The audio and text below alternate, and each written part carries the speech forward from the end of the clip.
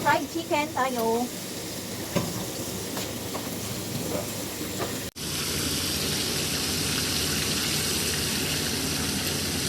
Ang crispy. Balik rin natin para hindi masunog.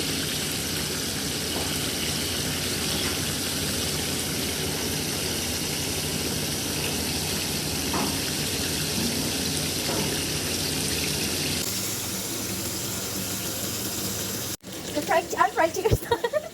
Ayan. So, ayan. Diba?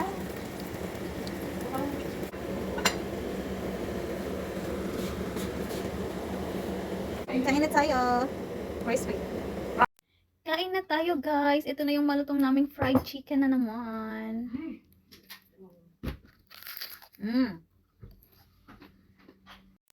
With maanghang namang tumas.